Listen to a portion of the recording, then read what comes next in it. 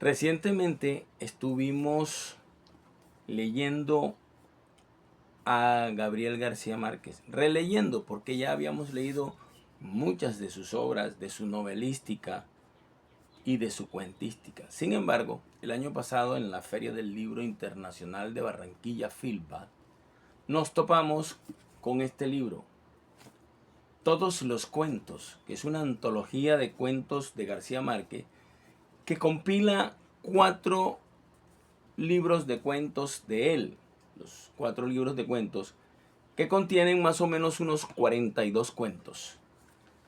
Entre ellos está Ojos de Perro Azul, La increíble y triste historia de la Cándida Heréndida y su abuela desalmada, Los funerales de la mamá grande y 12 cuentos peregrinos. En esa búsqueda permanente que tenemos aquellos que escribimos ficción, una búsqueda de nuevos elementos para añadir al estilo, a las historias, inclusive a la imaginación que la lectura de un texto pudiera revelarnos para poder agregar esa forma de imaginar, esa forma de decir las cosas, esos giros lingüísticos o la utilización de X o Y figura literaria, nos llevó a encontrar, buscando dentro de los cuentos menos conocidos, porque hay muchos ya conocidos, entre ellos Los funerales de la mamá grande, eh, y encontramos un cuento que se llama El mar del tiempo perdido. Como es característico en García Márquez, en El mar del tiempo perdido utiliza la superstición y su receta mágica, y valga la redundancia, del realismo mágico, para narrar una historia que comienza con en un pueblo donde un pueblo a la orilla del mar, un pueblo solitario en tanto su abandono, la pobreza absoluta en que se debaten los habitantes de aquel pueblo, y de repente a uno de los personajes le pega un olor que viene desde el mar, percibe un olor que viene desde el mar, un olor raro, un olor a rosas. Muchas personas en el pueblo perciben el olor y comentan al día siguiente, y comienza eh, toda una correría a través del cuento, de la historia, para quien lee, en donde la superstición presentada por Gabo a manera de sueño, a manera de eleva la superstición al nivel de los sueños y de las premoniciones, pero para develar, para finalmente develar y denunciar la soledad en que se encuentran los pueblos caribeños, los pueblos latinoamericanos. Y también empezamos a ver, o vimos, cómo fue, porque cuando tú lees los cuentos de García Márquez, te das cuenta que en cada uno de ellos va construyendo el piso, el escenario para su eh, escenario mayor, que es la invención de Macondo, la que aparece ya a plenitud en 100 años de soledad, su novela más conocida, más vendida, más estudiada. Entonces, en El mar del tiempo perdido, el olor a rosas se vuelve una obsesión para las personas. Tanto que alguien anuncia, la mujer de uno de los personajes dice, ese es el anuncio de que prontamente me voy a morir, y efectivamente se muere.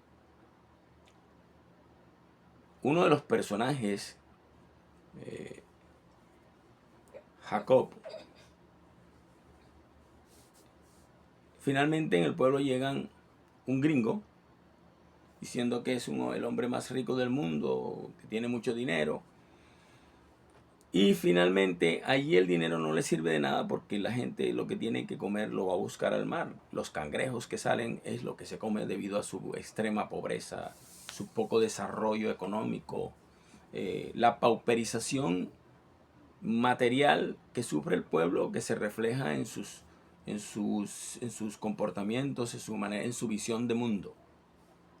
Segundo aspecto y elemento a tener en cuenta desde la perspectiva interpretativa de cualquier lector.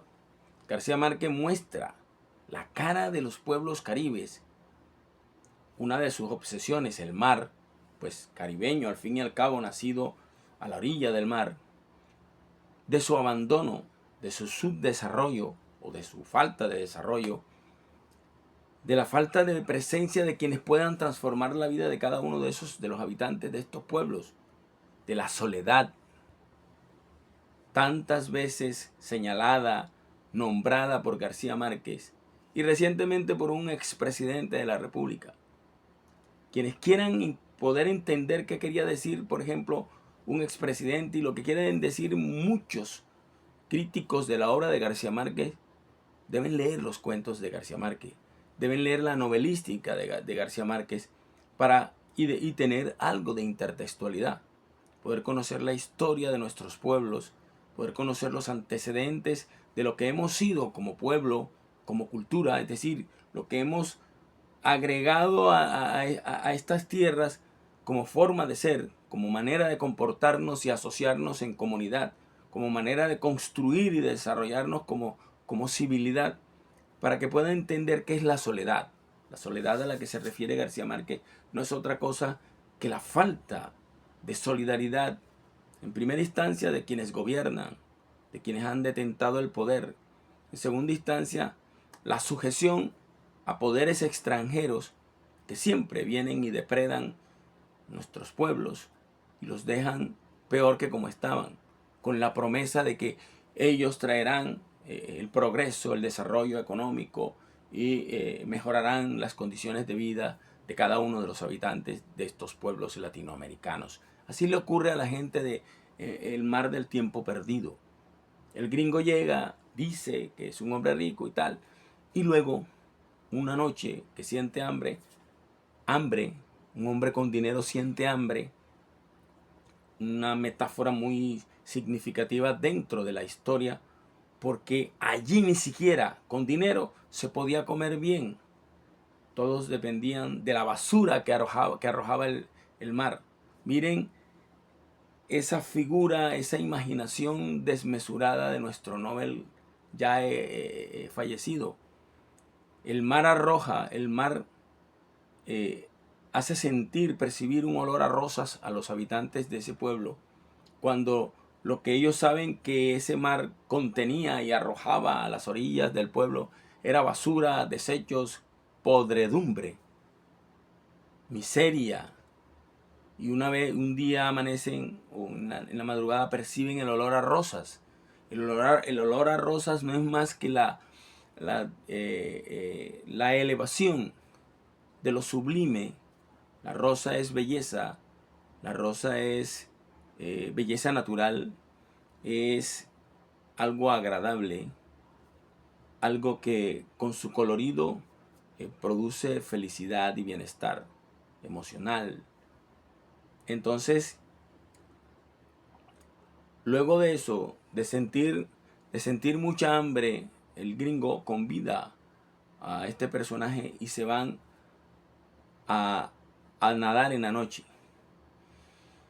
para cazar algunas tortugas, porque el habitante le dice al gringo, mire, aquí hay riqueza, aquí hay tortugas, podemos comer carne de tortuga deliciosa. Y el gringo dice, es cierto, la ciencia lo ha dicho así. Se lanzan y en las profundidades del mar descienden y se dan cuenta que hay una ciudad perdida, enterrada, y ven a todos los muertos, a la gente que se murió hace muchísimo, muchísimo tiempo, los ven intactos. Otro elemento para descubrir en estas historias de ficción de García Márquez y su inconmensurable imaginación. La muerte es eterna. Es lo que puedo yo concluir en esas imágenes que él describe. Los muertos están intactos. No, no están intactos, porque cualquiera que tome eso literalmente dice, ¿cómo van a estar intactos si nosotros nos descomponemos? No. Lo que significa eso, o lo que quiere significar nuestro Nobel, es que la muerte es eterna. La muerte es la desaparición. Y dura, como dicen algunos viejos. Uno muerto sí dura. Le escuché alguna vez a un viejo campesino. Algo bastante sabio. La muerte sí dura. Dice, compa, me dijo alguna vez un campesino a mí, compa, uno cuando se muere se jodió. Y le pregunto yo, ¿por qué? Porque es que uno sí dura muerto, oiga. Y eso es cierto. Esa, esa concepción de la eternidad de la muerte y no de la eternidad de la vida es un contraste que García Márquez muestra en el cuento. Otro elemento para tener en cuenta: cómo la vida se va deteriorando frente al mar, que es vida, que contiene todas las riquezas naturales como para el sostenimiento y desarrollo de toda una comunidad, y cómo la vida se deteriora en tierra firme, se debate en medio de la precariedad, la ignorancia, la falta de empuje, de solidaridad de quienes pueden ayudar para desarrollar, y cómo llega la mano extranjera a engañar nuevamente y a dejar tal cual o peor que como estaban a esas comunidades. Es lo que García Márquez, desde la ficción, desde la imaginación esa hercúlea con la cual contaba como escritor de ficciones, nos muestra en cada uno de sus relatos, de sus cuentos y de sus novelas. Una sugerencia para esta semana, para todos ustedes, además con un lenguaje bastante, con una capacidad de imaginar y de describir cada detalle, con una capacidad de enmascarar las realidades, los contextos, los problemas que quería denunciar, nuestros problemas en el Caribe y en América Latina, para todo el mundo, enmascararlos con una historia bastante imaginativa y con un lenguaje lleno de mucha retórica, de mucha capacidad descriptiva y de una capacidad de comparar a través de la metaforización de las cosas, hacer las comparaciones y poner al lector en tensión y en tensión creativa, es decir, empezar a construir uno la historia en su imaginación y empezar a hacer también los enlaces con la intertextualidad, o sea, con los conceptos y el conocimiento anterior que teníamos de las cosas que García Márquez presuntamente estaba contando en su historia. El mar del tiempo perdido, un cuento que sugerimos a todos ustedes lean para esta semana.